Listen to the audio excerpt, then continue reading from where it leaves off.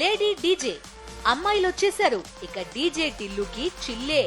పూర్తి వివరాలకు చదవండి రేపటి సాక్షి హైదరాబాద్ ఎడిషన్.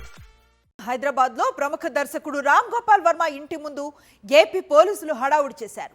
వర్మ మీద కేసు నమోదు చేసిన ప్రకాశం జిల్లా పోలీసులు 25న విచారణకు హాజరు కావాలని నోటీసులు జారీ చేశారు. ఆర్జీవీ విచారణకు హాజరు కాకపోవడంతో చర్యలు తీసుకునేందుకు జూబ్లీ హిల్స్ లో ఆర్జీవీ నివాసానికి ఏపీ పోలీసులు చేరుకున్నారు. అరెస్టు పేరుతో హల్చల్ చేశారు. ఆంధ్రప్రదేశ్ పోలీసుల అక్రమ కేసుల పరంపర కొనసాగుతోంది. ఏకంగా ప్రముఖ దర్శకుడు రామ్ గోపాల్ వర్మ మీద నమోదు చేసిన కేసులో విచారణకు రావాలంటూ ప్రకాశం జిల్లా పోలీసులు హైదరాబాద్లోని జూబ్లీహిల్స్ లో ఉన్న ఆయన నివాసానికి చేరుకున్నారు. అయితే ఈ నెల 19న ఒకేసారి ఇదే కేసులో విచారణకు హాజరు కావాలని మొదటిసారి నోటీసులు అందుకున్నారు ఆర్జీవీ. షూటింగ్ బిజీ ఉందని సమయం కోరగా 25న హాజరు కావాలని మరోసారి నోటీసులు ఇచ్చారు. ఇప్పుడు సైతం బిజీగా ఉన్న వర్మ విచారణకు మరింత సమయం కోరారు. విచారణకు తప్పకుండా హాజరవుతానని తెలిపారు. అత్యవసరం అనుకుంటే పోలీసులు ఆన్లైన్లో విచారిస్తే సహకరిస్తానని తన లాయర్ ద్వారా వర్మ తెలిపారు.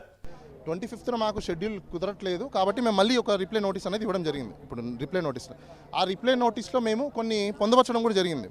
సుప్రీంకోర్టు కొన్ని సందర్భాలలో వర్చువల్ హైబ్రిడ్ సిస్టమ్ కూడా విచారణ కూడా తీసుకోవచ్చు అని చెప్పేసి చెప్పింది. కాబట్టి మేము అలాంటి ఫెసిలిటీస్ని ప్రొవైడ్ చేయండి, మాకు సో టైం ఇవ్వండి, ఒక 2 వీక్స్ టైం కావాలి, మా ప్రీ షెడ్యూల్స్ ఆక్యుపై ఉన్నాయి, ఆ షెడ్యూల్స్ ఆక్యుపై అయిపోయిన తర్వాత నుంచి మేము ఏదైనా చేస్తాము, మేము వచ్చి కోఆపరేట్ చేస్తామని కోరడం అయితే జరిగింది. డిజిటల్ విచారణకు హాజరయ్యేందుకు రామ్ గోపాల్ వర్మ సిద్ధంగా ఉన్నారని ఆయన న్యాయవాదులు తెలిపారు. అయితే ఆంధ్రప్రదేశ్ పోలీసులు ఎందుకు వచ్చారో కూడా సరిగ్గా చెప్పకుండా కేవలం ఇంటి బయటే నిల్చుని భయభ్రాంతులకు గురి చేస్తున్నారని అన్నారు. రామ్ గోపాల్ వర్మకు పోలీసులు ఇచ్చిన నోటీసుల్లో సైతం ఆయన చేశాడంటున్న సోషల్ మీడియా పోస్టులను కూడా జతపరచలేదని, ఎఫ్ఐఆర్ కాపీ కూడా లేదని అన్నారు. కూటమి ప్రభుత్వం అధికారంలోకి వచ్చాక సోషల్ మీడియా వేదికగా ప్రభుత్వాన్ని ప్రశ్నిస్తున్న వారిని ఈ విధంగానే అణిచివేసే ప్రయత్నం చేస్తున్నారని వర్మ న్యాయవాది విమర్శించారు. ఒక వ్యక్తికి 41A నోటీస్ కానీ 35(3) నోటీస్ ఇచ్చినప్పుడు ఆ నోటీస్కి కంప్లై చేస్తూ ఎన్క్లోజర్స్ కంపల్సరీగా పెట్టాలి. ఆ క్రైమ్ ఏంటి, క్రైమ్ నెంబర్ ఒకటి రాస్తే సరిపోదు.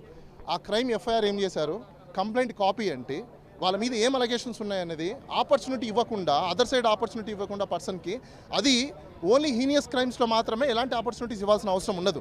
ఎందుకంటే హీనియస్ క్రైమ్స్ అంటే కొన్ని ఆడవాళ్ళకి సంబంధించింది కానీ, పిల్లలకు సంబంధించింది కానీ, రేప్స్ కానీ, మర్డర్స్ కానీ, దొమ్మిలు కానీ, దోపిడీలు కానీ, లేకపోతే ఇంకా ఏమైనా ఎకనామికల్ అఫెన్సెస్ కానీ జరిగితే వాటిల్లో అవసరం ఉండదు. కానీ ఇది అలాంటి అఫెన్స్ కాదు కూడా. Under 7 years imprisonment.